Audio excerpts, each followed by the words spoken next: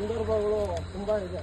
ಆದರೆ ನೀವು ಆ ಒಂದು ಕಾರ್ಯಕ್ಕೆ, ಆ ಒಂದು ಮಿತಿ ಹೊಂದಿರುವಂಥ ಒಂದು ದೇಹಕ್ಕೆ ನೀವು ಕೊನೆಯ ಗಳಿಗೆಯಲ್ಲಿ ಏನೋ ಒಂದು ಮನಃಶಾಂತಿ ಕೊಡ್ತಿರಲ್ಲ, ಅದು ನಮಗೆ ತುಂಬ ಮುಖ್ಯ ಆಗುತ್ತೆ.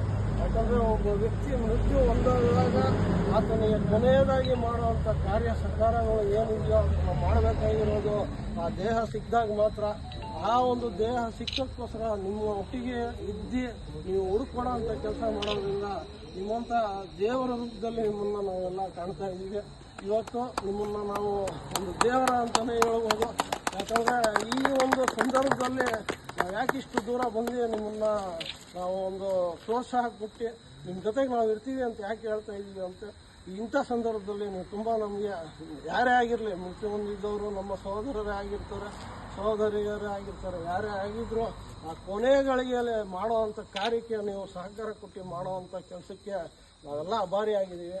ಸೊ ಆದ್ದರಿಂದ ನಮ್ಮಿಂದ ಆಗುವಂಥ ಒಂದು ಸಣ್ಣ ಒಂದು ಸನ್ಮಾನ ನಿಮಗೆ. ನೀವು ನಮಗೆ ಸಮಯ ಕೊಟ್ಟು ಇಷ್ಟು ದೂರ ಬಂದು ನಮ್ಗೆ ಮಾಡಿಕೊಟ್ಟಿದ್ದಕ್ಕೆ ನಮಗೆಲ್ಲ ತುಂಬ ಸಂತೋಷ ಆಗಿದೆ. ಬನ್ನಿ.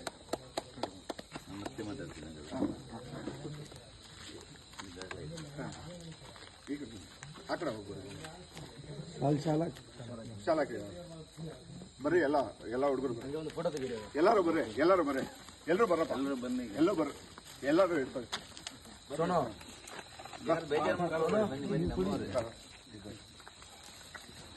ಬರ್ರಿ, ಹಂಗೆ ನಿಂತ್ಕೊಂಡು ಎಲ್ಲ ಸುತ್ತಲೂ ಸ್ಪ್ರೆಡ್ ಆಗಿ ಸ್ನೇಹಿತರೆ, ಹಾಗೆ ಇದೊಂದು ಕಿರು ಕಾಣಿಕೆ ಅಂತಲೂ ಹೇಳ್ಬೋದು. ಆದರೆ ನಾವು ದೇವಸ್ಥಾನಕ್ಕೆ ಹೋಗಿ ಹುಂಡಿಯಲ್ಲಿ ನಾವು ದೇವ್ರನ್ನ ಬೇಡ್ಕೊಂಡು ನಾವು 1000 ರೂಪಾಯಿ ಹಾಕಿದ್ರು ಅದು ಕೋಟಿ ರೂಪಾಯಿಗೆ ಸಮ. ಇಲ್ಲಿ ನಾವು ಕೊಡ್ತಾ ಇರೋದು ಏನಕ್ಕೂ ಅಲ್ಲ. ಆದರೂ ನಮ್ಮ ಒಂದು ವಾಡಿಕೆ ಪ್ರಕಾರ ನಾವು ಏನು ಒಂದು ಪರಂಪರೆಯಾಗಿ ಮಾಡ್ಕೊಂಡು ಬಂದಿರ್ತೀವೋ ಆ ಕಾರ್ಯಗಳು ನಾವು ಮಾಡ್ಕೊಂಡು ಬಂದಾಗ ಅದು ಕರೆಕ್ಟಾಗಿ ಅದೇ ರೀತಿ ನಡ್ಕೊಂಡು ಹೋಗ್ಬೇಕು ಅನ್ನೋ ಒಂದು ನಿಟ್ಟಿನಲ್ಲೇ ಮಾಡ್ತಾ ಇರುವಂಥದ್ದು. ಇದು ಅಣ್ಣ ಈಶ್ವರ್ ಮಲ್ಪೆ ಅವರಿಗೆ ಕೊಡುವಂಥದ್ದು ಸಣ್ಣ ಒಂದು ಕಾಣಿಕೆ. ಅವರು ಒಂದು ದೇವರ ರೂಪದಲ್ಲೇ ಇರೋದ್ರಿಂದ ಉಂಡಿಗೆ ನಾವು ಏನು ಒಂದು ನಮ್ಮ ಕೈಲಿ ಆದಂಥ ಒಂದು ಏನೋ ಒಂದು ಸಹಾಯ ಹಸ್ತ ಏನೋ ಒಂದು ಮಾಡಿರ್ತೀವಲ್ಲ ಆ ರೀತಿಯಲ್ಲೇ. ಸೊ ಇವಾಗ ಈಶ್ವರ್ ಮಲ್ಪೆ ಅವರೇ ಸ್ವತಃ ಅವರು ಒಂದು 2 ಮಾತುಗಳು ಒಟ್ಟಿಗೆ ಆಡಿ ನಮ್ಮನ್ನು ಕಳಿಸ್ಕೊಡೋ ಒಂದು ಕೆಲಸ ಮಾಡ್ತಾರೆ.